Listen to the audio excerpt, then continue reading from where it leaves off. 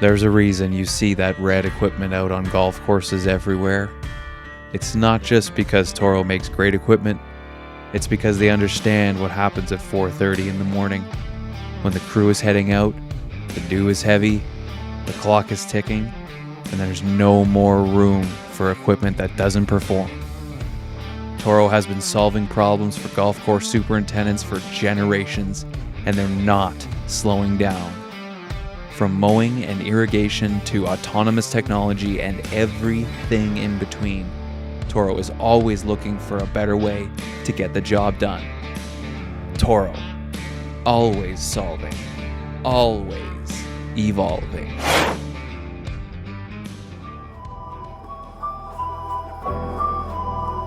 Yo, I'm out before the sunrise, first to hit the course ground. With a buggy full of tools before the first round. Gotta move the pins and brush the dew away. That's how I maintain that turf today. Ladies and gentlemen, welcome back.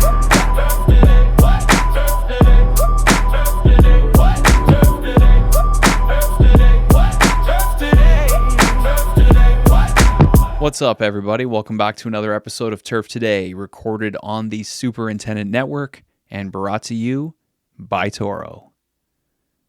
I'm Adam Kershane, and we've got a really fun one lined up for you guys today. I am joined in the studio by somebody a lot of you probably recognize from the Andersons, Tony Goldsby. Usually Tony is here doing a little Ask the Agronomist segment, but today we're going to switch it up a little bit. Before we get into the interview, we're going to get to know Tony and his background and how he got into the turf industry and what brought him to where he is today. And of course, we're going to put Tony to work with a little Ask the Agronomist question later in the episode. Tony and I are joined by Chad DeKorte, golf course superintendent at Canoa Ranch and Torres Blancas golf clubs. That's right, he's got two. Chad has a pretty interesting story going from Michigan to Arizona, and he's got some unbelievable stories from his career. We are also going to have to get to the bottom of why Chad is a world-famous golf course superintendent. Lots of great stuff, and we are not done there. At the end of the episode, we're bringing on Richard Milko to talk about his experience at Gillette Stadium for the FIFA World Cup. It sounds like that was something that was unbelievable. So we've got a little bit of everything today. Agronomy, golf course stories, career advice, and major event sports turf. It's going to be a lot of fun. Buckle in. Let's get right into this thing. Well, Tony, it's great having you on the show here today. I just wanted to give people a little bit more of a background of your career and what you do as an agronomist. I know we've talked a little bit throughout the episodes and obviously answered a lot of great questions from the community, but just wanted to give you a few minutes to talk about yourself and what you do and obviously the amazing company at the Andersons. Yeah, no, always appreciate the opportunities, Adam, and obviously had a pretty interesting career, really, if you will. So I'm a second-generation horticulturist, so really always knew I was going to grow up in the green industry in some way, shape, or form. So when I attended K-State, started around 2002, really, I was going there to be a nursery management major and thought I was going to go there for 4 years and then move off to the Pacific Northwest and raise trees and live a happy life. And then quickly realized that with the amount of money that a nursery manager makes and living in the Pacific Northwest and having school loans, that was probably never going to really all pan out too well for myself. So I was really looking at school, obviously, and not a ton of funding from a research perspective on the ornamental horticulture side. So really turf was kind of that segue that allowed me there. So I was able to work on a master's degree, working on a fertilizer product that many of us know as Polyon today. So when it was first coming to market, a company called Purcell Industries, obviously did some work with them, both on Bermuda grass and tall fescue, and utilizing Purcell's slow release technology in a few ways that maybe we hadn't from an agronomic perspective before. So that was really my first dive, if you will, into the dark side that is in the turf world, or the light side, whichever one you want to call it. And then kind of just had the opportunity, obviously, to stay there, get my PhD as well, working on a variety of different turf topics. But at that same time, there's a little 13-acre research facility out at Rocky Ford, which is right outside of Manhattan, Kansas, and obviously where we do a lot of the work for the USGA, National Science Foundation, things like that, and had the opportunity to manage that facility while I was working on my PhD. So There's a lot of things obviously about, growing grass that you can learn from a book, but certainly not many that can be replicated the way it can be just growing grass. And obviously we don't deal with the traffic that you guys do, on courses out there, but we try to keep most of the greens and things like that as close as we can to what the real conditions would be when we're obviously doing those research studies out there. So no, that was a great, 3-4 years, and, obviously probably could have stayed there doing that forever, but, you gotta get on. And obviously thought I wanted to go be a PhD turfgrass professor, and had intended to go back to university, but, really from my perspective, always kind of tied and related best to those professors that I had that had kind of had that real world experience that they could draw off of. And, somewhat lacking that. And I always joke pretty much just going all the way to the 22nd grade and then not really having a outside of college, right? Maybe it doesn't make me feel like I can really kind of impart some of that wisdom, to the future generations the way I wanted to. So that was kind of the hop off point, if you will, for why I went back to industry around 2013, and really intended on going back to the university, and had a little stint in product management with a wholesale distributor, and did that till about 2018, and then had the opportunity to come over to the Andersons as the team's research agronomist. So really working on new product development, any of our university cooperator type studies that we do for new products, and have stayed obviously in that capacity here, as well as obviously taken on a role as the sales director for the professional business as well. So no, it's been an awesome career. I mean, the Andersons, for those of you who aren't familiar with it, really at its heart and basis is a grain trading ethanol company, and we obviously do have fertilizer assets as well too, and our turf business that specifically focuses on our wholesale distributors that sell into the golf course and lawn care markets. Is certainly a very key and all that small part of our business. It's one of the original parts of the business when it was started in the mid 1900s. So, rooted obviously in agriculture, but we always say, right, really always on the front end of trying to take technologies like our dispersing granule technology, which was kind of our probably flagship with our Contact fertilizer line, and just continuing to try to find new and innovative ways to help make superintendents be able to do their job at the high level that they have to do every week. So it's a great company, obviously, being able to, support not only from a product development perspective, new innovations, but obviously just trying to give back wherever we can, to the, the people that really, in my opinion, again, have the toughest job. We just talked to one for a long time, right? On this podcast. What I do is, it just pales in comparison to the difficulty of, the hours that a golf course superintendent puts in, and what they have to do week in and week out there. So it's pretty honoring and humbling a lot of times to be able to work in an area where we can create solutions that hopefully make that job a little bit easier for them, and ultimately make it so they can spend more time at home with their family and maybe a little bit less time on the golf course, trying to make it look as amazing as it is. So I always joke that I don't know exactly what I'm going to be when I grow up, but I know it's going to be in the green industry. Certainly love the turf side of it, obviously, and what we do with the Andersons, but certainly getting to connect with customers and on this show is really what I enjoy most about my job and what we get to do. So I know a lot of them are product questions that come in, but we're always looking for great other topics that you guys want to learn more about, and love obviously the science of turf management, and how can we break that down, and maybe bring some knowledge or some topics to shows like Turf Today that maybe people wouldn't usually get from that type of avenue. So no, it's certainly an honor to be able to do what I do every day, and obviously have a great team of sales professionals that are out there in the field working with the end users far more than I get to at this point in time. But certainly always appreciate the feedback on our products. And if you don't follow us on social media, please, we'd love you to make a chance to. Or we also have a monthly newsletter called Cut Above that certainly you could subscribe for, and going to be the end all be all for any innovations that are going on here at the Andersons, or any programs that we have going on.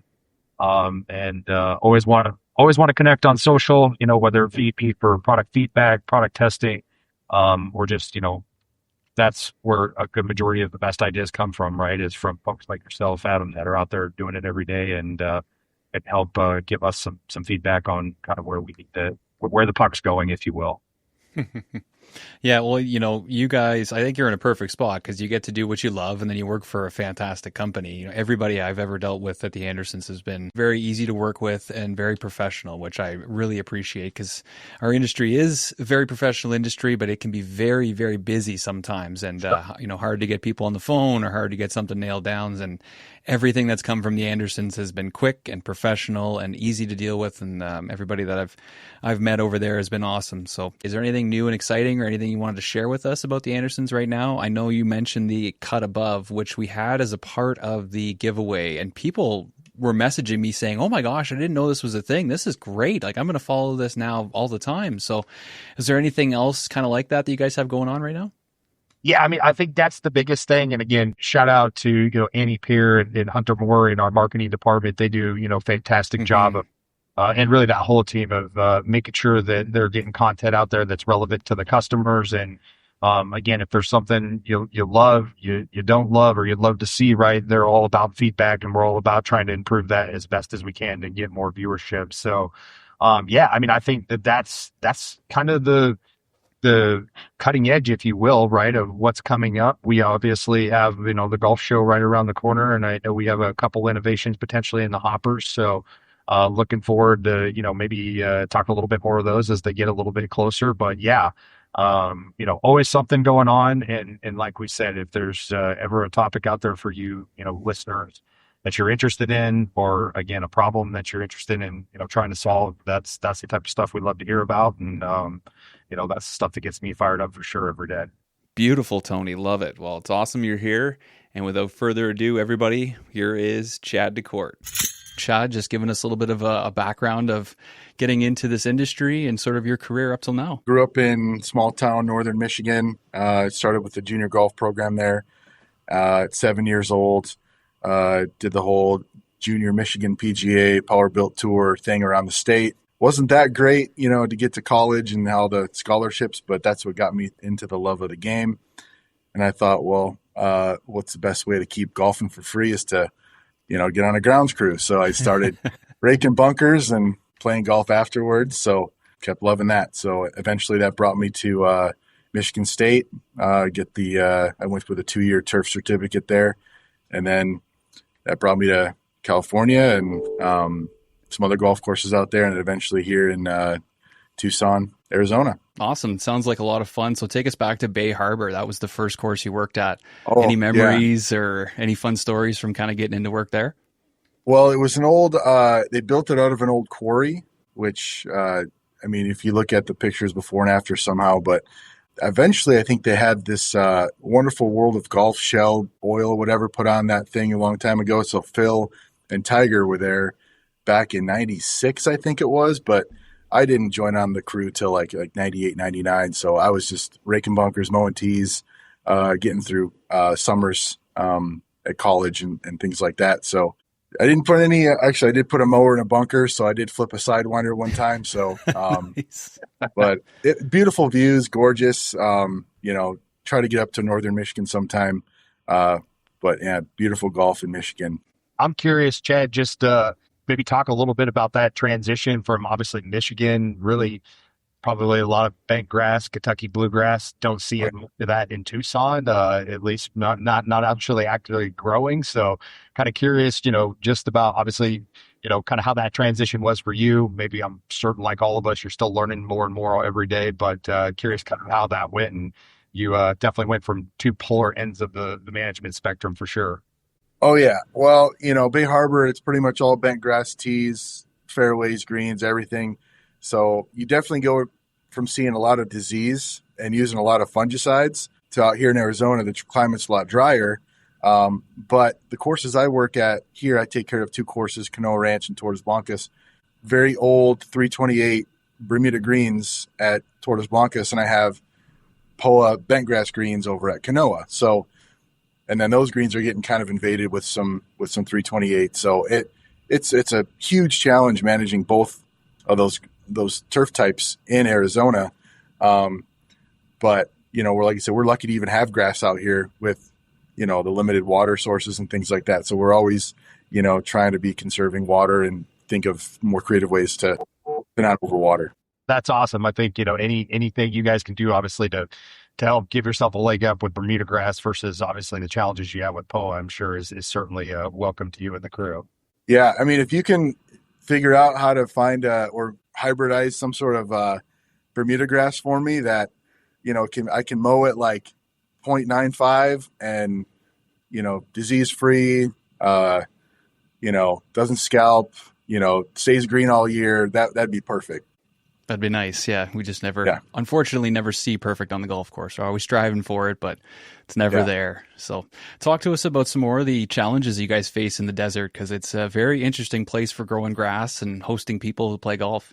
Oh, yeah. Well, we get a lot of snowbirds. So it's you get a lot of people coming from the Midwest who expect a lot of that, where I grew up, perfectly green and those playing conditions. But everyone that comes out here in the summertime when it's 110, 105, we're just trying to get the Bermuda grass growing to then overseed then in September, October. So it's just this cycle of, killing the ryegrass, growing the Bermuda grass, back and forth.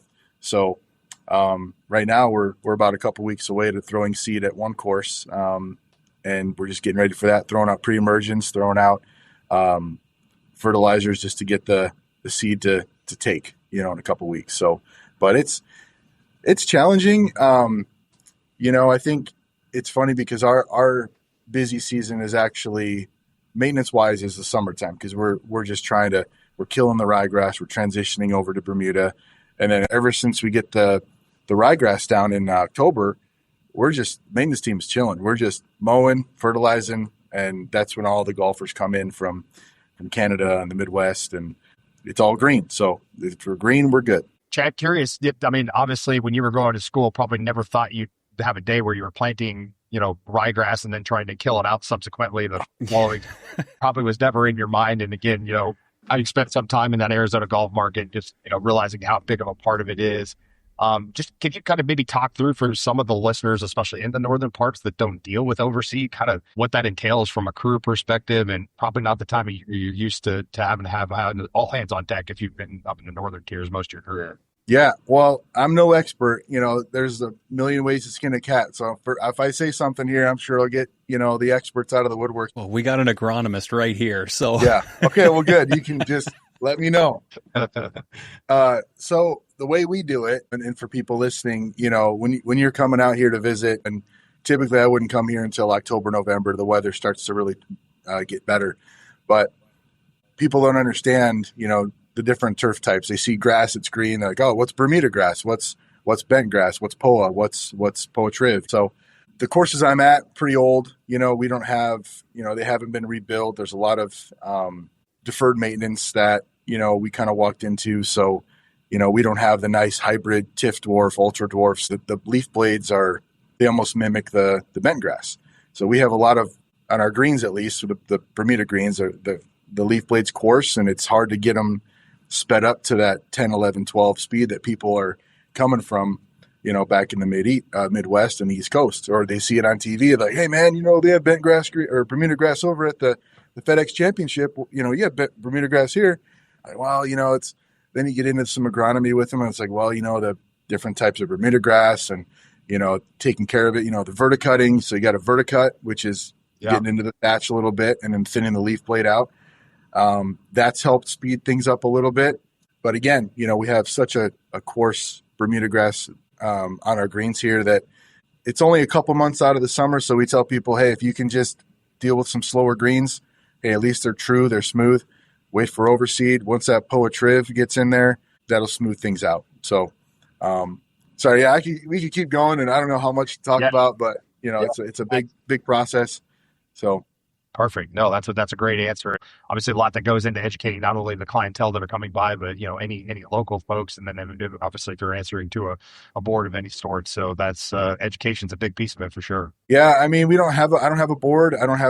It's kind of a public semi-private course here, so it's kind of nice not having to deal with a board. But I do like to get out and talk to the members and golfers that come by. They're always asking questions, and they feel a lot better when you're kind of educating them a little bit, like, hey, why is your other course over there faster and this is slower. And, you kind of have to go through the process, and it's kind of a good feeling to be heard. Cause you probably had guys on here, we're the silent, heroes out here. No one really, no one gives these guys a thank you, very much. So it's good to have, that communication with some people out there. And, but going back to, the whole transition with the different grasses, you spend $60,000 on ryegrass and then you kill it in April. Chemicals too, right? And, yeah. And so people understand that. Why don't you just keep it year round? Well, then there's the whole issue with water. So sure.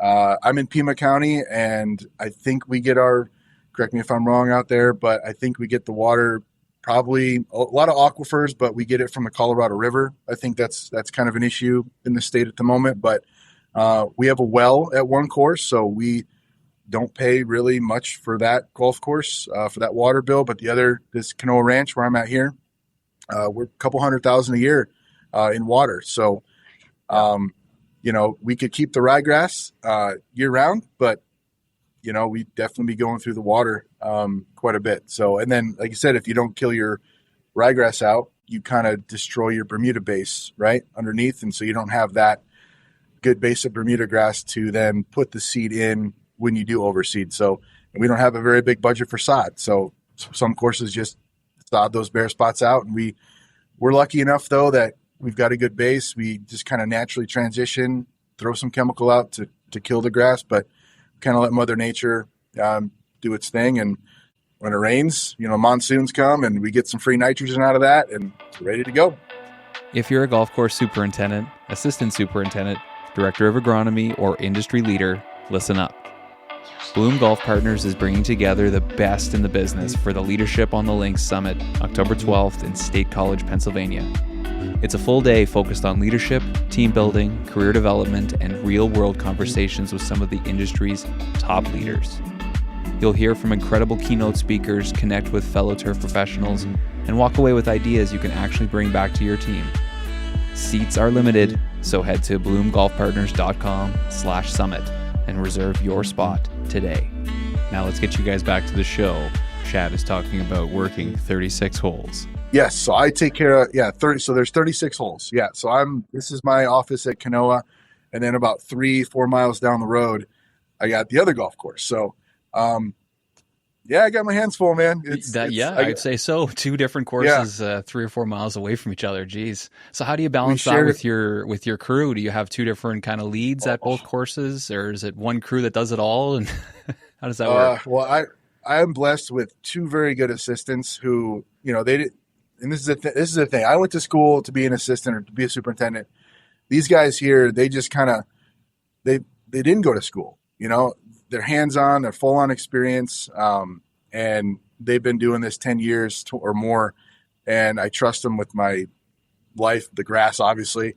And so I got two really good assistants that manage each course independently. So I got 14 guys between the two courses. So a lot of guys are like, that's what I got for one course. So, I mean, we definitely need to have more guys, but like I said, we're in just a situation where we're at that, and I'm comfortable with it. I've always done a lot with little. So, give me some duct tape and a paper clip like MacGyver and, we'll get it done. There's never I never was at a course where, hey, we got money, just throw money at it. It's like, hey, we got to figure it out, and we're tying things together. And so with 14 guys to be able to do what we do, a lot of people are just blown away that the shape the course is in and with the resources we have. So yeah, it's a challenge, but it's comfortable. I've never really had like so many guys to, just go do all those details and have enough money for fungicide. We have fungicide money, but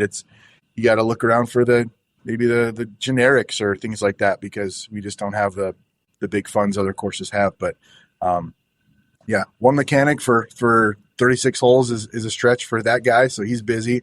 I don't know if I should touch on it, but we were just bought out by a group, Walden Golf LLC, Walden Golf Group. They purchased 3 courses up in Phoenix this last month. So they bought us back in February, and that's been good. We've been able to do a lot more just in that 4 or 5 months.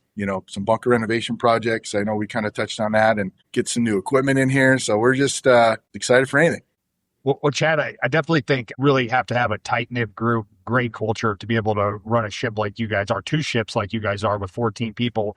Can you maybe hit a little bit on what you feel like the secret sauce is to kind of keep that group obviously working more with less and, really loving and enjoying and coming in what they're doing every single day? Carne asada. Let me just tell you, these guys, like you have to have every so often, like we kind of kept it to like, okay, big events, airification, overseas, but dude, if we can do it once a month, carne asada, get them together. Since I've been here almost 9 years, that's for me, that's kind of our sauce. It's, we're a big family here. Everyone lives close by. I don't, unfortunately, but so carne asadas for those out there, treat your crews good, take care of them. Food goes a long way. So I love that. Yeah, I'm a man that directly my heart comes through my stomach, so I can definitely relate to that, and I'm sure the crew does as well. That's awesome. Yeah, for sure. Yeah. It's the quickest news that ever travels through the turf staff is when you find out you're having a pizza lunch or you're having a staff lunch. It's just like right around the golf course immediately. People are pumped for that. So yeah, it's funny. Just a little bit of food keeps everybody on the same page and happy. That's awesome. Yep. Absolutely. So I love talking to different people from different areas and asking them about wildlife, because we all have different, this morning we were out chasing a bear on the course, a black bear on the course. So it's obviously something you wouldn't deal with down there, but you guys must have your own interesting encounters. Oh yeah. So Southern Arizona, there's a lot of elk up in the mountains. We get a lot of mule deer that kind of come by from time to time. Javelinas, obviously, which I'd always thought for the longest time they're, from the rat family, but I guess they're not. They're, I guess, piccaries or something like. I'm gonna botch the name, but it's a whole different thing. Anyway, javelinas are everywhere. They're funny looking, warthog looking things. Obviously rattlesnakes and bobcats, mountain lions, coyotes, all sorts of wildlife. So turkeys, wild turkeys from time to time.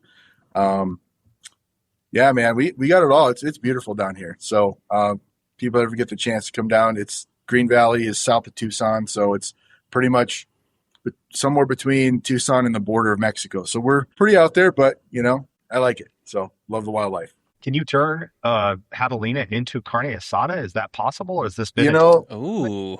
Yeah, I think some of the guys have. I haven't done it here on the course, but I do believe you can. I know it's got a weird, tough taste to it. They've said. I don't know, dude. I'm gonna avoid that one. But okay. Do you have members that have interactions with them? Because I know I've been on a couple, and they seem to really love the greens. I know on a few courses in Phoenix when I've been around them, there's always seems to be one that shows up somewhere along the way. Yeah, so they typically are pretty docile, but you got the when they have the little babies with them, they get a little more aggressive. So I've tried to drive up to them, and they kind of charge at you a little bit, and they got some have those little tusk things, and you gotta be careful. But I've had some issues on my greens because, if you miss your insecticide window, you get some grub activity. They love, digging in there, getting those grubs. So, they're not too friendly for the most part, but you'll see them just kind of hanging around and, Awesome. Yeah. I remember a couple of years ago, it was M. Casey. I think she was working at Seven Canyons. I'm going to forget where that is now, in Arizona. And they had that world famous video of the javelina damage on the golf course. It was like Sports Center shared it, and all these Barstool shared it. It was very, very famous. So it's something that can happen pretty quickly, especially if there's a lot of them, right? Oh yeah, definitely. And you guys have dealt with a little bit of animal damage, but you've also dealt with some damage from vehicles as well. Talk to us about that. Oh man, yeah. I guess people, really want to get out here and golf. They miss their tee time, and they just, start crashing into the course. So I've kind of held off on posting some of that stuff. I know some people, again, I don't, the whole posting things, social media thing. I'm new to it. So, but yeah, there's been some car chases. One truck went flying through the intersection up to the front entrance. One guy, I think, had a little too much to drink, and he just kind of drifted off toward the first tee. And then another guy we found in the wash, just kind of, we don't know how the guy got his car down there, but it's this really nice, Lincoln sedan, and it's just hanging off the cart path into the ditch. And So we don't get a lot of kids, doing, the e-bikes and things like that around the course, which is good. But yeah, from time to time, we got a lot of activity, whether it's, some illegals or because we're close to the border. So we get a lot of trafficking type stuff through. Border Patrol is always kind of zipping in and out of the course. Sometimes helicopters. I got to find that video. There's a helicopter finding the whole bunch of guys crossing the border, but right onto the golf course. They had it all figured out, mapped out, just go right across the golf course. We'll be fine. Yeah. I mean, there's a water supply right by the bathroom. So, I mean, we found a whole stash of backpacks and food and maps and, electronics and stuff. And it's just more like a little waypoint, like guys cross over. Okay, we're going to stop at Canoa Ranch, get some water, change our clothes, brush our teeth, and then, off to Phoenix or wherever they go. But, yeah, never a dull moment, man. It's always something new. Back on the people side of it, Chad, just kind of curious, obviously what's maybe one of the biggest lessons that you could share with us that you've learned from obviously managing folks, probably, having a turf degree myself, right? That maybe is one of the things that we don't spend as much time going over in school. And, obviously you spend a lot of it figuring it out all as you go along. So love to hear some of maybe your leadership principles and kind of how you approach the management piece. Yeah, they definitely don't teach you in school how to deal with 15 different personalities. I didn't feel, at least they didn't prepare you for that. They have some classes, and budgeting and, hiring, that kind of thing. But I guess learning the hard way, as an assistant, you kind of get your fiery and, I've been in some arguments and confrontations with employees and some of the words of wisdom my superintendents have told me in the past is speed kills. Never going to forget that, whether that's with trying to fill up your spray tank with something and, or dealing with an employee. Listening is the biggest thing. Don't ever assume, who left this out or who didn't know that, or, you ask questions, and the way you come off, the tone that you use, and just asking questions to different people really goes a long way. I got 3 kids. So it's like, you ask one kid, hey, you take the trash out, you ask the other kid, they just respond differently. So it's like a big bunch. Not to sound, I'm not being degrading, but it's just a bunch of kids. Sometimes you're working with a bunch of children, and it's like, I don't know why that is, but maybe some superintendents can relate to that. It's like, we're all adults here, but sometimes we can act a little childish, even myself. And, but just being humble, I always tell my assistants, look, yeah, I've gone to school, I've got the degrees, but, being humble about, hey, how should we aerify? How should we, what about this process? And that's, for me, they've saved my butt a million times by just, hey, what do you think? So just being humble enough to look, you got the degrees and they don't, but man, they've been here. They know the layout. They know maybe what works, what doesn't work in this little climate. And maybe it works up in Phoenix, but not in Tucson. So just being willing to kind of eat your humble pie, I guess you could say, and just best idea wins. I mean, is it going to save us more time? Is it going to give us the right desired effect? Then, let's do it your way. So that's how I feel like I've led my crews here, is just, what do you think? Okay. And sometimes you got to step in and redirect, but for the most part, they learn real quick too. If they suggest something, say, hey, boss, let's do it this way. All right, we'll do it your way. And then it turns out to, not be so great. They see that themselves, and they kind of can, you get more respect that way, because they can see that you let them kind of lead a little bit. Some guys want to lead more than others, which also can help with promoting them to that position that they wanted, or get them that extra, little raise. So yeah, just because we, went to Michigan State or wherever we went doesn't mean you know everything. And so that's really helped me succeed here. And we were all that 18-year-old kid at one point, right? 17-year-old kid starting to work, not following the rules, doing what you want. Like, we've all gone through it. So understanding that that's the point in their life, and they're going through it, and trying to coach them through it as best you can, I think that's a smart plan. Yeah. And, I know I've been with some superintendents that get right in your face and yelling at you. And, I've been told I'm too nice. I'm kind of a nice guy. That maybe can bite you in the butt a little. I don't know. I'm still here. So, but I've just, that's also one way. I don't yell and scream at people. And I'm sure other superintendents will chime in like, no, you gotta, lay the law down, dude. Be firm. Like, yeah, you gotta be firm. But I think there's a there's a very fine line, and maybe the old school superintendent ways with a lot of older guys that kind of came up in the ranks with. When there's no HR department, anything goes, and you're just like, holy crap, man, that can't do that now. I mean, you'd never get away with that. So there's a lot of things that, you just got to be careful the way you word things. But like I said, the carne asada is treating guys right, listening to them. I think any superintendent will, extend the life at their facility that way. So, yeah. Yeah. Catch more flies with honey, as they say, right? 100%. Thank you. Yeah. Oh, yeah. Yeah. And I like that old school, like professional coach, old school mentality of yelling at your players. I think that's kind of gone now, right? You can't really do that anymore. So being able to have relationships and talk to everybody in their own way while also, maintaining that you're the boss, that's a challenge. So something that takes some time, I would imagine. Yeah, absolutely. So we were talking about other superintendents, and this is something I glossed over a little bit earlier, but I'd love to know kind of your motivation or what it was for you that made you say, I want to be a superintendent. I want to take care of my own golf course and kind of go after this dream. Oh boy, so that's a loaded question. It was just free golf, and it just took you all the way.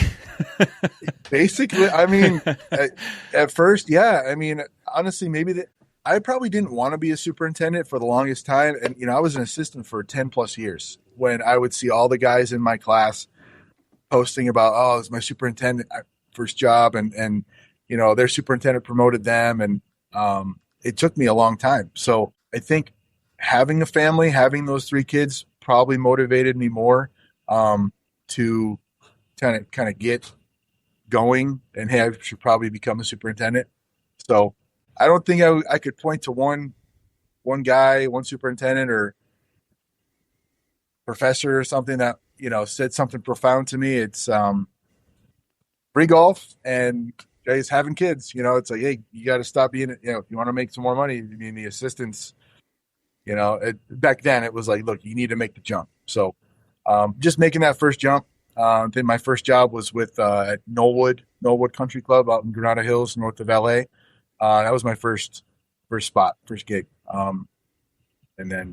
But yeah, that was all hands on, man. I was cutting cups, spraying greens. So I'm going into the next thing here, but like that golf course, man. I mean, if anyone knows Knollwood, I don't know if they still do this, but they start 4:00 in the morning. Crew starts at 3:30, and they have glow balls. I mean, they got guys just lining up in the dark with a glow ball, and wow. That was my first intro to being a superintendent. That kind of rocked my world a little bit, and I was like, I don't know if I want to do this. Yeah, going to work for 2:30 every day. Jeez, that's rough. Yeah, that was. And then having 2-3 kids, at the same time, you're just like, oh my God, I don't know what I'm doing. So that made me rethink this whole thing. And that was back in 2016, and I was maybe thinking about jumping ship by the industry, and had a brief stint up at Scottsdale, working for the sports complex right there by TPC. I was there for about 6 months.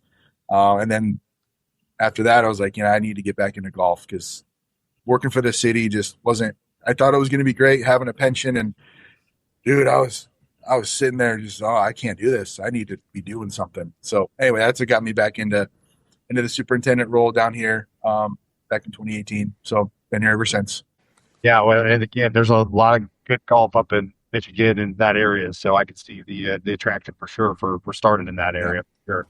I am curious. I mean, Adam has brought me into a lot of scenarios before, and we've talked about a lot of different folks and a lot of different things, but I'm not sure I've ever had the honor of interviewing a world famous superintendent. So I am a little curious. What? Yes, and yeah, what steamed on it came from. If you could share a little bit more with us on that, Chad. Well, we're not there yet. We're almost there. Maybe Tucson famous, but no. Dude, so I literally started social media like back in May. I've never done it. I tried it, getting on Facebook or a couple years ago, whatever, but never did anything with social media. So that whole, it's trying to be funny, but also maybe kind of serious. So I mean, it'd be kind of cool one day to be out there. But no, I've just been trying to grow that Instagram thing for the golf course. The Canoa Ranch, Torres, Blancas. We're trying to really put our name out there, and get more golfers out here. It's just like a gem right out in the desert. You can compare it to, Desert Mountain. It's way up there. No one really It's outside of Scottsdale, which I did work there for about 3 months before my superintendent job. It's weird. Got to keep that off the resume sometimes, but good crew up there. I mean, 6 courses up in Desert Mountain, but I'm not comparing us to Desert Mountain, but in the way that we're out there just kind of off the beaten path. And, if people can come down here and get the views of the mountains, and it is cooler. I think the elevation is up over 3,000 feet. So it's a little cooler than Tucson. So if Tucson's 100, we're usually 90, 92. But yeah, I'm definitely not world famous. So that's obviously more of a joke than anything. But, I'm sure hopefully maybe get some more followers. I'm not trying to get any, I'm just doing this to kind of showcase almost like your resume now, right? And everything. But when I was interviewing back in the day, you had that one piece of paper, and now guys are kind of like doing this whole social media thing to kind of showcase, here's the projects we've done, here's how we do it. That's kind of how I wanted to start this whole Instagram thing was, hey, here's what I'm doing here. I'll take some criticism. I'll take some whatever you got, like even that. Hey, what do I use for goosegrass? I mean, I got, crazy goosegrass this year, and dude, I've been putting pre-emergence out for 8 years, never any goosegrass on my greens, and this year we got it. So, but it's good hearing from the turf community. Hey, try this. If you tried that, hey, those greens are shit, man. Like, what are you doing? Like, I don't know. I'm not really tech social savvy. I know a lot of people, these content creators and things. I definitely just want to just have some fun doing it. And dude, if I get followers, great. If not, who cares? I can't believe this is happening right now, dude. Like, I just like the golf bag and this podcast, and I was like, holy crap, man. Like, you're on a roll, man. My mind, man. Yeah, you're having a week. Dude, like this guy, my friend Justin Ennis, he's the AZ Lawn Dad. I don't know if you heard of him. Oh yeah, absolutely. Okay, good. Because I'm like, dude, I'm going to mention your name, help you out. But he got me in. He did that interview with me back in January about just getting to know superintendents and what we do. And then after that, I started my Instagram, and I was like, hey man, help me out, help me do this, and just posting these videos. And so he's been kind of like helping me a little bit along the way, and probably should start paying him for that now, because like, hey, how do I post this? What are my hashtags? What do I do?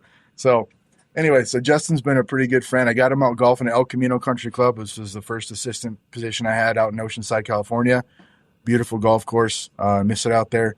So, but yeah, it's just cool seeing the golf, like seeing, all the places I've worked, and they have Instagrams now. Like, oh man, I used to work at Marbella Country Club up the coast in San Luis Capistrano. Used to work at El Camino. Used to, all these, and then getting in touch with the superintendents, and, that too. I mean, sorry, I'm like rambling, but no, you're good. But like, you're it's good. it's a cool community, like the people say to network, but the superintendent community is such a tight knit community, but you have to kind of get out there. And that's what I'm saying. That could be the death of, I think, of a superintendent is staying isolated, staying in my office, not asking the guy down the road, hey, can you come look at this? Well, I got something going on. What do you think? Which I've helped. Have superintendents help me this last week, even look at my greens. Hey man, you got Bermuda greens over at your place, and you're across the street. What about mine? And he's got the Ultra Dwarf, and I've got the 328. So, okay, we might roll a little differently. So, but yeah, it's just cool to have this community of superintendents and other guys in the industry that they want to help. They want to see each other succeed. And so this whole thing is so surreal to me, dude. Like, I can't believe I'm here. It's awesome. Yeah. So Justin was the reason that I first got introduced to you. Like, I followed him for years. We've shared some of his stuff. And when he did that interview, I thought it was so cool that he kind of crossed over into golf course maintenance and highlighting what, we're essentially doing, right? And so then when I was messaging with everybody from the Andersons, they said, well, we just did our draw and we picked Chad. And I was like, this is perfect, because I think we can get Tony on the show for next week. We can get Chad. He's got the winning bag. Like, this is perfect. We'll just line it all up for the same day. And usually when you're doing podcasting, you can plan all you want, but it all comes together in the last couple of days leading up to it. Like, it's getting people all in the same schedule sometimes can be really, really hard. So we appreciate you doing it. And I think it's great that, you were our bag winner, the Anderson's Turf Today bag. So hopefully you get that down there soon, because you are a golfer and you'll get to use it. So that's perfect. Well, the next thing I need is some clubs, man. Because I mean, I got I got some old Callaways. I miss my Titleist DCIs. Used to have those kicking around back in the early 2000s. I know, man. Anyway, so. You have said you have 3 kids. Do they come out on the course with you? You bring them out to work or play? I have a couple times, they're getting older. So it's like one's 15, my daughter's 13, my youngest is 10. And, obviously with teenagers, it's like, it doesn't, I don't know. I'm trying to get them out here, but it's like, they're obviously what teenagers are into. They're probably on their phones and with their friends. And so, they've piqued a little interest, but I don't know. Something I'd like to get them out here more. They do want to kind of come out. Like I bring them for overseed, which is fun. So they get sodas and they get the fountain, the all free burgers or whatever. I bring them out and the course is closed and they get to just kind of run through, give them a golf cart. They'll drive my golf carts. They haven't crashed them yet. So, nice. There you go. But that's what they love. They love getting out in the golf carts and just kind of driving around. So I'll do that in a couple of weeks. Try to get them out. Got my dog too. I bring him out sometimes, which is fun. So I've never had a superintendent dog. I had a dog, but the previous management, we just haven't had him. So this guy or the new company's like, yeah, man, bring it. So trying to get him on the dog calendar. I'm trying to get hose the right way, dude. Like, come on, I need a good shot of you for this calendar. So I'll try to work on that. That'll probably be my next goal is to kind of get GCM or one of these places, Golfdom or whatever, to get Thor on the calendar somehow. So that's my next endeavor. But yeah. Oh, dude, Thor's awesome. Yeah. So, but yeah, dude. He loves chasing rabbits, man. We got a lot of jackrabbits. So, dude, you remember? Cool. This might date me a little bit, but when you remember America's Funniest Home Videos? Oh yeah. Bob Saget, and they had the jackalope. It was this rabbit with like antlers. It was a stupid like made up thing. Anyway, we got these actual jackrabbits that reminded me of the jackalope with like the horns and everything. But anyway, these are huge rabbits, dude, like 3 times the size of like a native bunny or whatever. And those suckers, they're fast. So I forgot. Those are other wildlife that we have here too. But these, I don't know, man, random thought, just like the jackalope, crazy, stupid bunny, look it up. And then the jackrabbits. So anyway, but any issues they cause on the course or just mainly just sprinting around from place to place? No, they don't do any damage or anything like that. So my dog does. He'll be digging in the sand traps after the guys will be raking them. And I'm like, dude, like, just, hey, I don't know. He's a playful, he loves it. It's funny. It's comical, but no damage, by those rabbits or my dog. So hey, every superintendent knows that changing a hole location sounds simple until you're standing on the green at 5 o'clock in the morning with a hole cutter in your hands. That's why Standard Golf has been setting the standard for golf course equipment for more than 100 years. Their line of hole cutters and replacement shells is built for the daily demands of golf course maintenance, with options designed for precision, durability, and that consistent performance we are always looking for. From the greens to the rest of the course, Standard Golf has the tools superintendents can count on. Check them all out at standardgolf.com. Setting the standard since 1910. When I was at Knollwood, the show Storage Wars came out. So Ivy, he came out, and at the time they needed an expert for whatever. They found this old cup cutter from like the 1800s or something. So Ivy comes out and they shoot an episode of Storage Wars at Knollwood with me as the expert. So I was like, dude, this is awesome. I'm on TV. So I got to do that. The famous superintendent started. Yes. Yes. Because I was so. It's crazy. I can't believe how many times I've been on TV, and this is probably, I'll put that up there too. This is pretty close. So Storage Wars, when I was married back in Oceanside, we got on Animal Planet. We had a bad dog edition. So we had a dog that just ripped up the house and toilet paper and crap. So we got on Animal Planet out, in California. We went to Let's Make a Deal. So I got on Let's Make a Deal, met Wayne Brady, Would you actually go up there? You were one of the guys? Yeah, I got up there. Yeah, I got some. What'd you get dressed as? I think I have. So police officer. My wife at the time, we're divorced, but my ex at the time, she was the robber. She had like the striped white, black and white shirt. And I was the police officer, hat, badge, police, whatever. Dude, I got called up. I sat there next to him, and I missed out on a $10,000 cruise to Jamaica. You get zonked or what?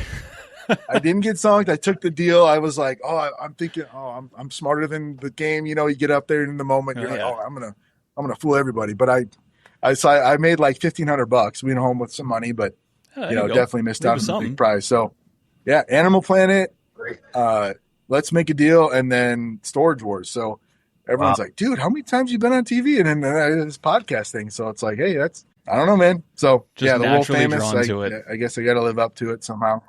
Curious, we kind of mentioned at the beginning, I know you're doing a few different, just finished up, I think, a bunker renovation, Chad. So anything you maybe want to share with, kind of why you guys did that, kind of how the process worked and, how things are looking so far? Oh, dude. So the story, I guess, behind the bunkers at Canoa Ranch, for anyone listening that's played the course, it was built in 2003, 2002, that era. And I think at the time, the shapes that these bunkers have are these really nice sweeping sand faces, right? And I guess over time, neglects, resources, they just kind of went by the wayside. So basically, those bunker faces started to have rocks come out. And so basically we were just rocks in our bunkers. People hated them. It was awful. I mean, just since I've been here, we've been trying to figure out a way to just, let's add some more sand to them. Well, rocks keep coming out. So since Walden came on and we're like, hey, we're going to tell me what you need. What can we do? So short of getting some bids from other landscape company architects and things like that, $500,000, $1 million or more to like, hey, we're going to come in and, renovate, reshape and do everything, Billy bunker, all this stuff. Right. We're like, hey, you know what? I think my crew, we can do this. So got some numbers together, came up with an idea to kind of eliminate that bunker face. So we added dirt to the face and kind of rounded that edge. Can't remember what golf course I was comparing it to, but there's some out in the East Coast that have that really nice green face that rolls down in, and you just have a flat bunker, just a flat pot bunker. So that was kind of the idea we went with. So we were able to started in June. So 3 months. We only did about 5 to 6 bunkers, but that's with 4 guys. With 4 guys, one 30-year-old backhoe. Man, I wish you could throw some pictures up there somehow I have some before and afters, but it's incredible. And we got this white sand, which I was corrected online by somebody. Hey, it's not Augusta white. Augusta comes from quarry out in North Carolina, so it's not Augusta white sand. But out here we have a quartz mine, and they crush up quartz. Okay. It's a really fine. It's like sand. It drains real well. I was going to say, which is what they use at Augusta. It's quartz. Yeah. So I don't know. I don't have a sieve or any analysis to compare the two, but people here love it, dude. Compared to rocks and mud, and it's a big change to what it is. It's amazing. So just in the 6 or 7 bunkers that we did, everyone's really happy with it. Gosh, I think we only spent like $27,000 total to just that sod and sand. Yeah. I'm not really counting the labor because we're already kind of here, but $30,000 to fix 6 or 7 greenside bunkers. And then we're going to also sod over the fairway bunkers. So kind of make a nice fairway grass bunker, keep it that shape so we don't really affect the slope or course rating too much, keep it challenging still. But people here love it. It's pace of play. It aesthetically looks nice. So I don't know if we're ever going to be, a championship golf course. It's for the people we have here. It's enjoyable. The views, it's just a nice, enjoyable course. But yeah, dude, the bunker project, man, I wish we could do more. We just need more guys. We've been able to hire a couple more people this last month, but my plan is, so when we close for overseed for 3 weeks, September 14, my plan is to get 3 truckloads, 37 pallets of sod, and try to do about 12 pallets every delivery and just sod over as many fairway bunkers that we can so people can come back and say, hey, that looks different. That looks great. So that's kind of the plan. And then next year we'll just try to hit some more. but that's kind of what our main project is. And the other projects, spoiler, we're probably going to get really excited about this. We're going to get a TrackMan or Top Tracer type driving range thing going on, which is hopefully going to bring a ton of people to the area. We have a great, almost 5 acre, game changer, 5 acres of turf. Well, not turf yet, but 5 acres of driving range. Beautiful T-top. We're like, dude, we can get how many bays in here, cover it, mist it, have some, have a bar, have some, just have a good time. I think there's a place up in Phoenix, greens clippings, is it? Or grass clippings. A couple different grass clippings. Yeah. Have you been? I haven't been. I'd love to. That's a trip to make. I'd love to get up there. So maybe me and Justin can head up there one day. But yeah, game changer for us. That's in the works. I want to say within the next year that might be going. So Walden Golf, man, they've been really putting the money where their mouth is. So I really feel good about them, and I can't wait to see, what's next. So yeah, good stuff. Beautiful. We can't thank you enough for coming on the show today. It's been really great getting to know you and hear about your career. Is there anything else we didn't ask you about that you want to talk about today? Yeah, man, dude, this is a trip. Thank you so much. This was awesome. Turf Today is proudly brought to you by Better Billy Bunker. From major championship venues to private clubs and municipal courses, golf facilities around the world trust Better Billy Bunker. Easy to install and built to last, Better Billy Bunker delivers the industry's fastest drainage, cleaner sand, less maintenance, and premium playing conditions. Proven at over 2,000 golf courses worldwide, Better Billy Bunker remains the standard for modern bunker construction. For more information, please visit billybunker.com. I won't take up too much of your time here, too much more of your time. I think you've done a great job today, but we would be remiss if we didn't do a live Ask the Agronomist segment while you're here. So we just played the little track that intros the Ask the Agronomist segment. So here we go. This one actually comes in this week from me. And the reason why I'm asking this question is because we've gotten a lot lately kind of like this. And so I tried to put it all into one sort of question to see what you think. So here we go.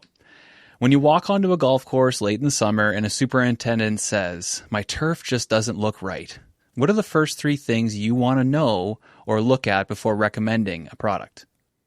Yeah, so great question, Adam, obviously, and, very common for not only on a golf course, right, but even a lot of home lawns right now, especially as they've kind of taken that brunt of the summer. And, I think it's easy. Obviously, we're talking products, so you could always go to, hey, what can I put out there to try to make my turf look a little bit better? But I think before I ever go there as an agronomist, I want to really look at 3 key areas. And those 3 key areas are going to be cultural practices, your plant nutrition, and then what your water management schedule kind of look like. And on the cultural side to start, really what's your mowing height, your rolling frequency look like? And we talked a little bit on previous episodes, right, that can have a big impact on the stress that your turf's undergoing, especially if, you're rolling frequently, you're ultra low height, you're trying to keep championship conditions, all while trying to keep, cool season grass from jumping off a cliff during the summertime. That can all be, definitely challenges that you're creating, if you will, on the cultural side.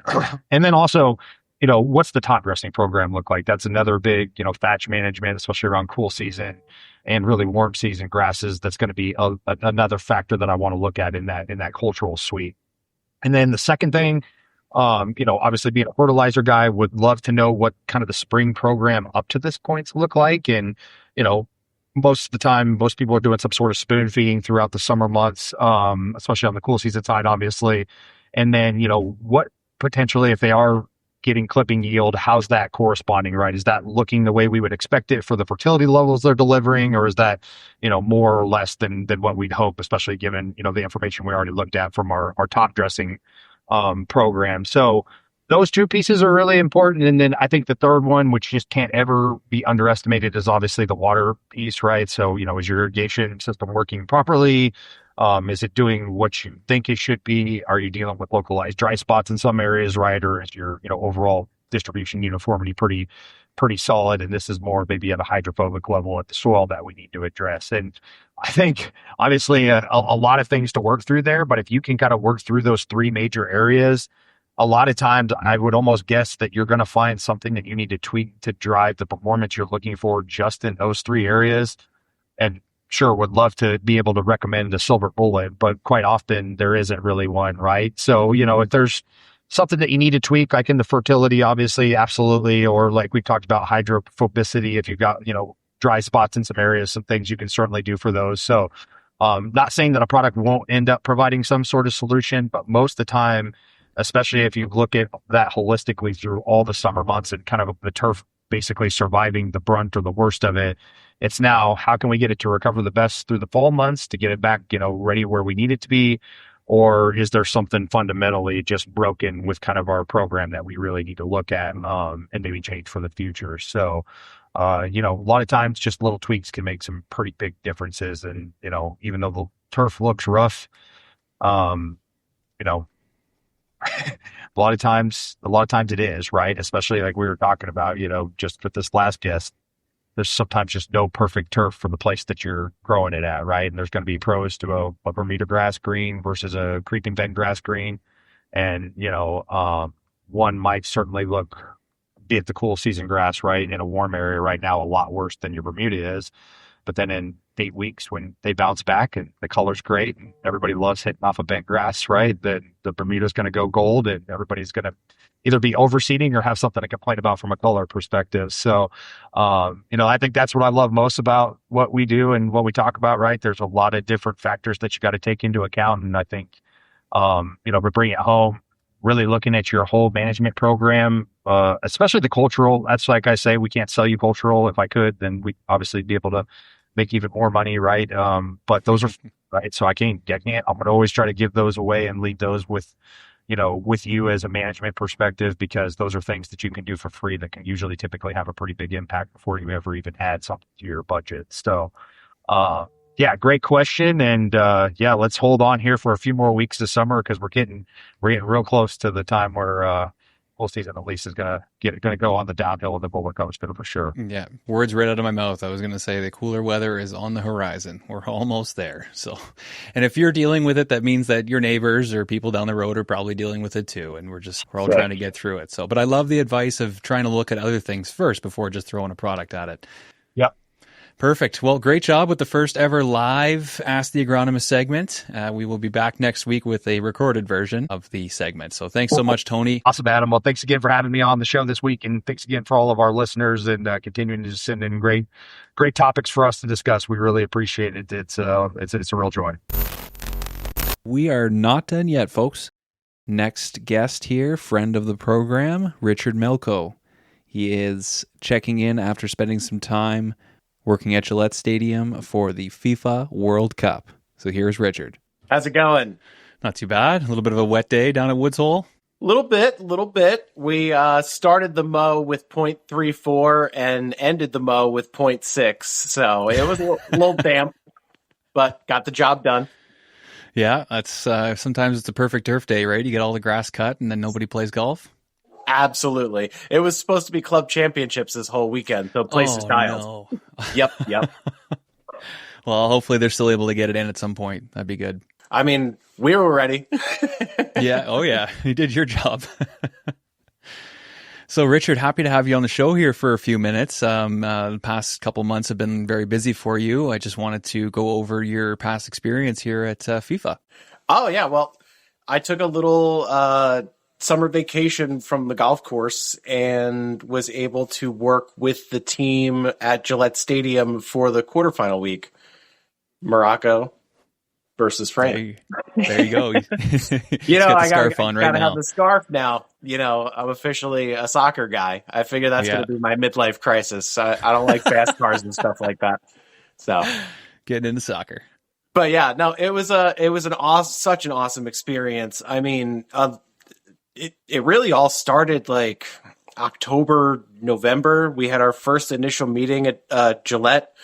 One of the companies up here, Tom Irwin and Ryan from Gillette Stadium, teamed up and put in like a call out to all of New England Turf, like if anybody would be interested in volunteering to help the team, because they have such a massive complex up there to take care of it all. if anybody was interested, come out, check out the facility for the day, do one of those things and sign up, see what happens. And there was like 250 of us. We all went to the bubble. We walked around, saw the shop. And then anybody that wanted to volunteer got a card, filled out their information. I looked at the dates and I was like, well, that's member guest. That's 4th of July. Let's circle the quarterfinal because it's only one game, which is fine. The other teams were able to do 3 because it was the round robin. So they had more games going on at the stadium. But once we got into like finding our week and everything like that, I was selected for week 3.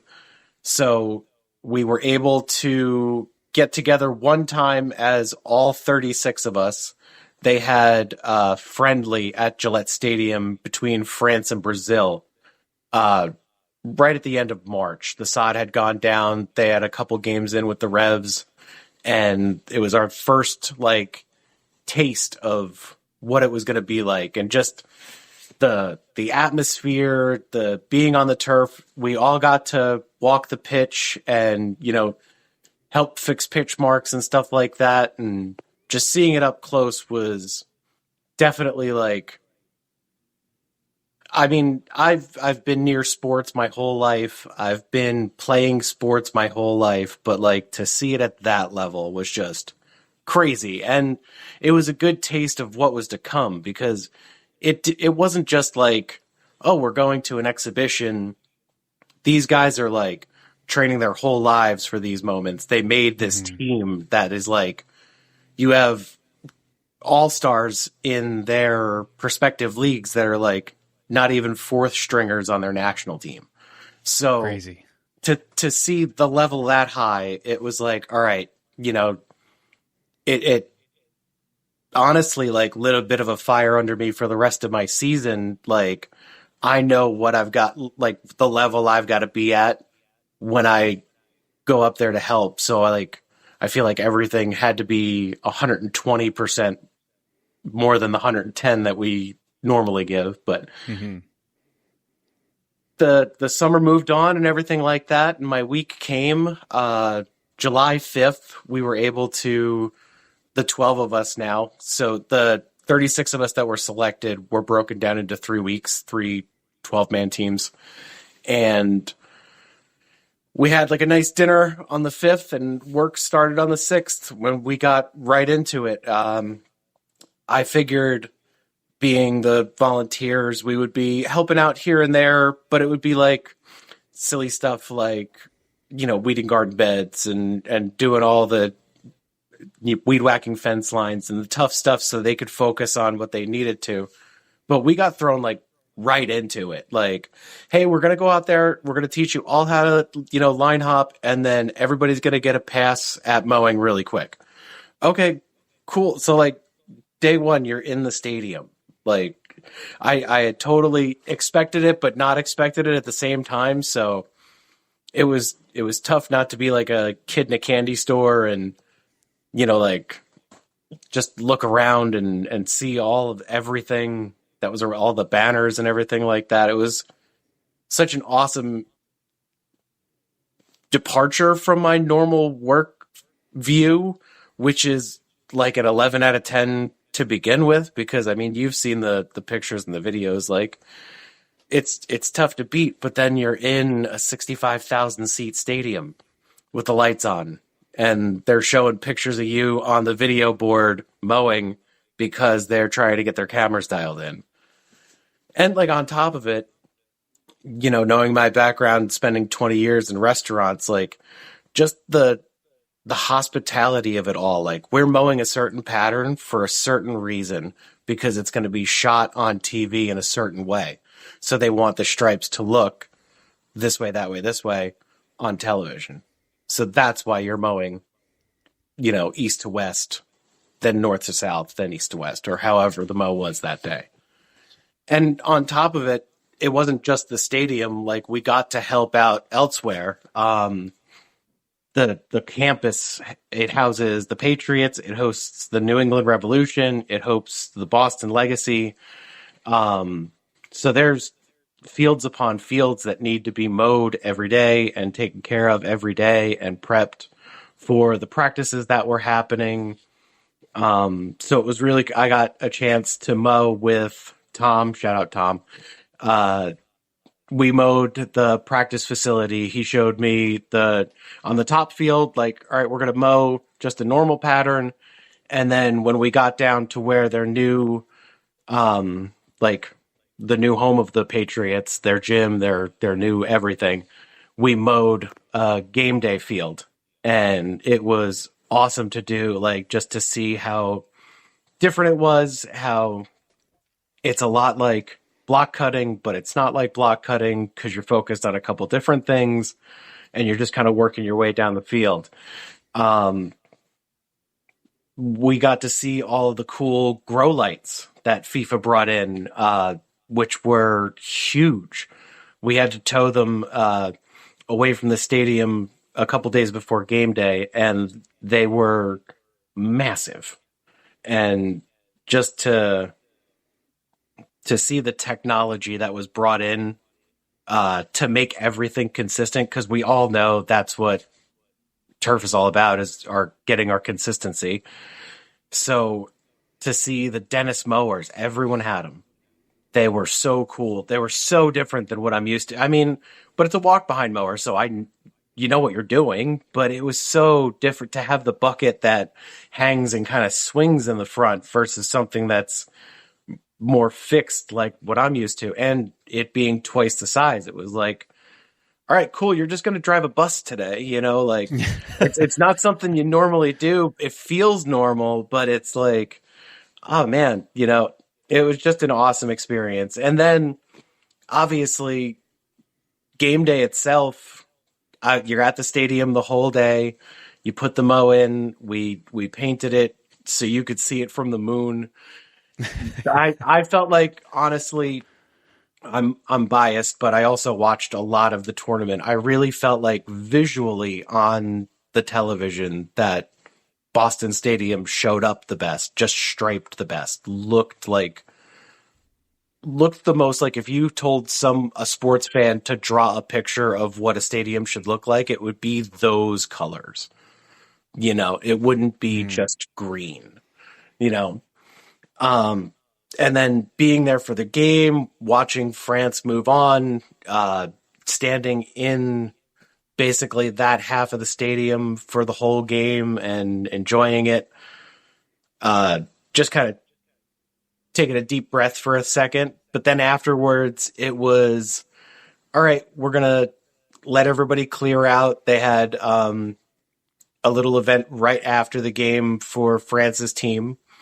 And then we were allowed to go out on the field, and they were like, here's a couple of footballs and soccer balls. You earned it. Go out there and have fun. And we were like taking PKs at each other. And then as more and more time went down, like more of the stadium support staff and everybody came down, and we were all out on the field, like taking pictures and, you know, like throwing the football around. And it was just like surreal. Like, not something you would ever expect to do cutting grass, you know? And that's what everybody thinks it really boils down to. But there's so much more to it that my team was people that work with towns and work at tennis facilities and irrigation specialists and people like that. Like, it took a whole unit to pull that together, and it took 36 of us to help that unit execute their huge plan. I mean, they've been planning that for 6-7 years before they even offered any kind of volunteer to anyone, you know? So to see it all come together for all of those groups of people was huge. And then the funny thing is, I mean, obviously turf was coming up right after the game because they had to get the new turf down for the start of the Patriots season and the start of concert season and everything like that. So after we had all of our fun and everything like that, they threw the sprinklers on to clear the field, and we dug all the heads up. Oh my gosh. Yeah, we were there till like 11 o'clock at night capping heads. Yeah. Oh man. But still, I mean, like, I got to run an out route and catch a ball in Boston/Gillette Stadium. Like, if you tell me after I did that, hey, you're going to dig out 3 heads. Yes, sir. No problem. Absolutely. Like, I obviously was, taking pictures the whole night, and I sent some of the stuff from the field to my wife as it was happening. And she was like, you look just so happy. And I, like, truthfully, I was like, it was like, every kid's dream. And I got to do it just because I can mow a pretty mean laser. Yeah, exactly.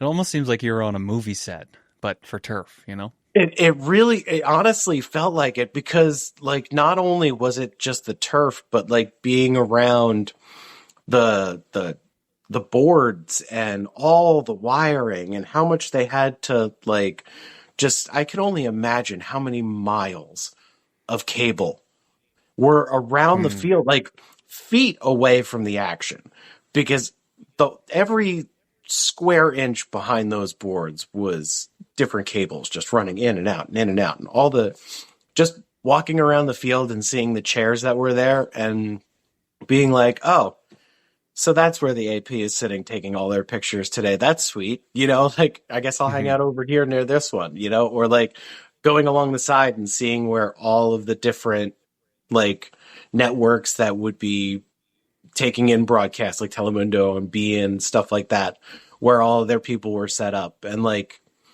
watching them put the nameplates on the stage, like on where the teams would sit.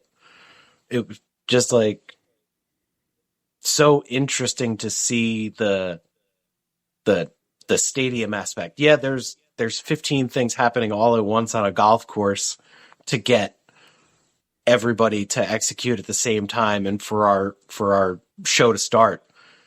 But it's a team of, I would honestly bet 10,000 people working to get that whole thing together, from grounds to support staff inside the stadium to police and security outside of the stadium to everyone getting you to where you need to be, to your seat. And like, if you really think about the numbers, how many people it takes to get just one of those games on, it blows my mind. Isn't it? For us to just sit on the couch and turn it on and go, oh yeah, a little soccer. Right. To watch like somebody so much happen. Yeah, to watch somebody slide tackle and go, I could have done that. Yeah. As you drop a chip on the floor. Absolutely. Well, this has been great. The only question I kind of had for you was during the game itself. So you mentioned you were on the field. Were you guys ready in case something happened, like a head went or somebody took a huge chunk out of the ground? Or I guess Absolutely. There's not a lot that happens, but you're ready. That happened during week 1. Nothing crazy happened during our week, but we were fully prepared for anything.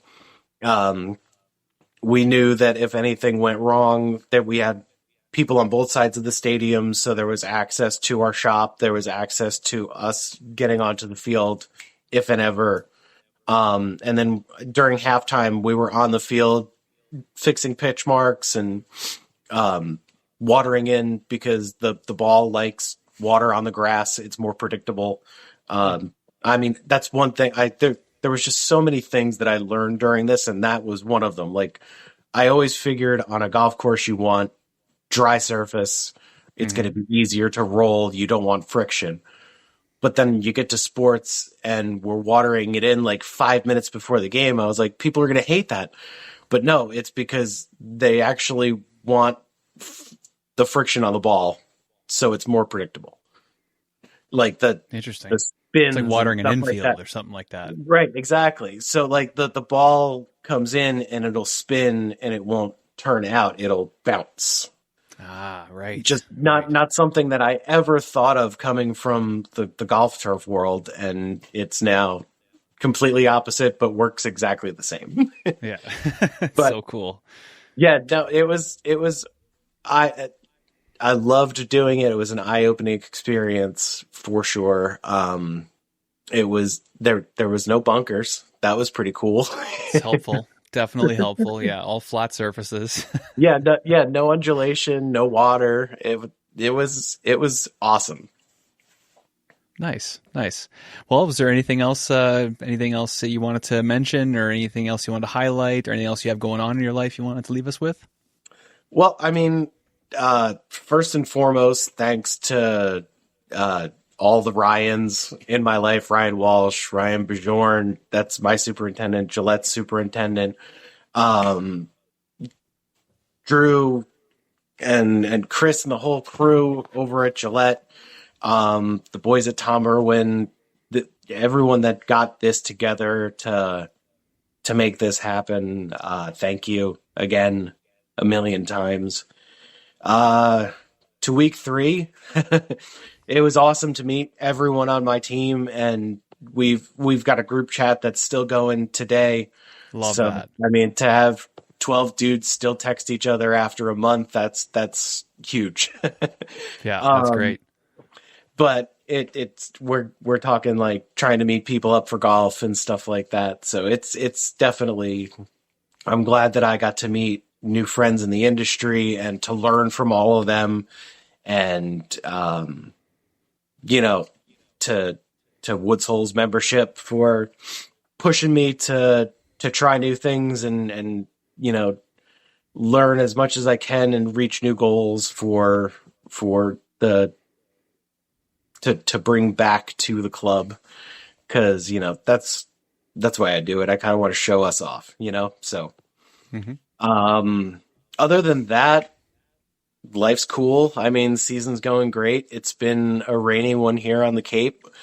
But we keep the speeds up. There you go.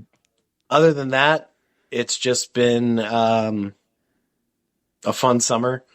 The Greenskeeper, Dan Peterson and I are teaming up. Mm-hmm. We're cooking up, no pun intended, something special.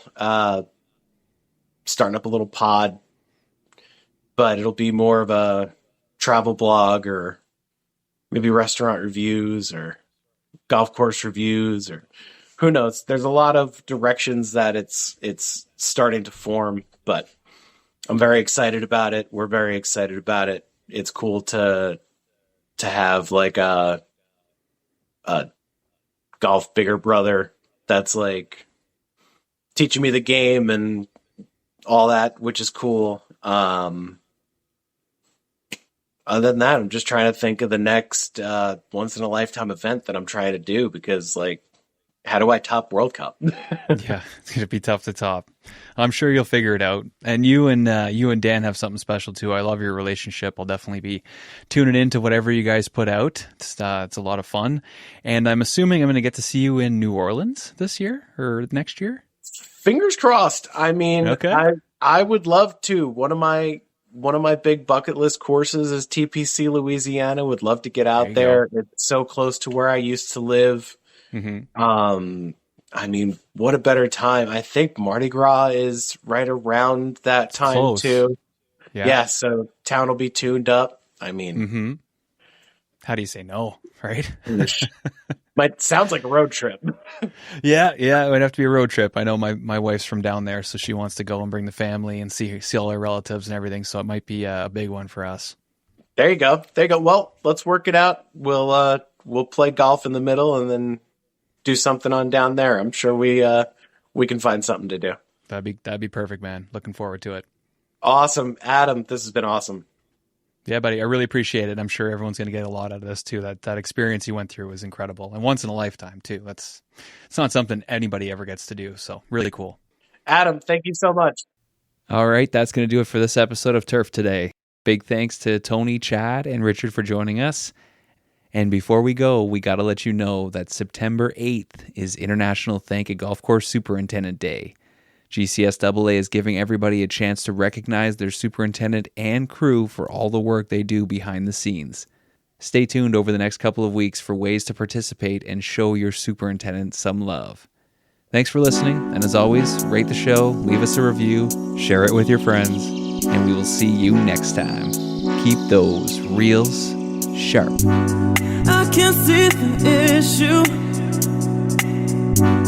Yeah, believe me, I need to keep myself in line. But I don't need to kiss you. Hey, we can make it tonight, baby, that's just fine. Don't know what I'm doing, feel like I am going crazy. Keep it down. You look good, you know it. I can tell you're soaking up all of it now. Hey, hey, listen to what I say. Let's get to it and we won't tell nobody. Yeah, we won't tell nobody. Hey, hey, listen to what I say. Let's get to it and we won't tell nobody. Yeah, we won't tell nobody.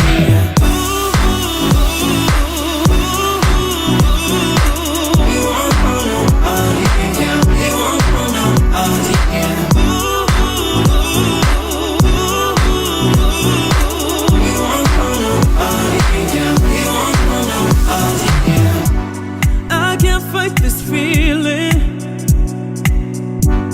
when you give me those eyes, yeah, baby, you control me, and I need to find your loving, baby.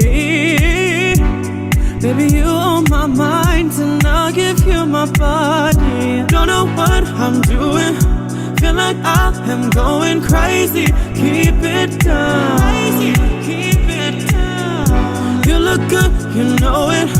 I can tell you're soaking up all of it now. Hey, hey, hey, listen to what I say. Let's get to it and we won't tell nobody. Yeah, we won't tell nobody. Hey, hey, listen to what I say.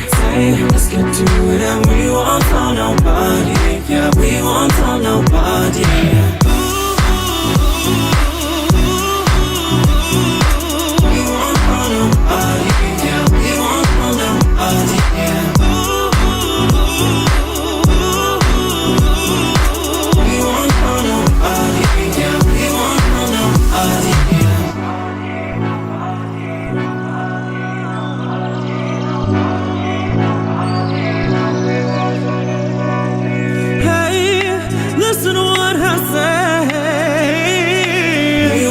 Nobody, yeah, we won't tell nobody. Hey, hey, listen to what I say.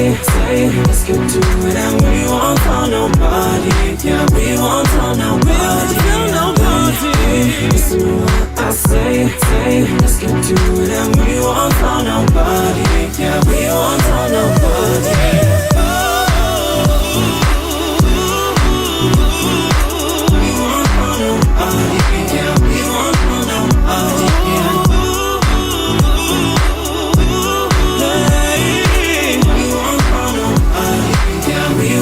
Nobody.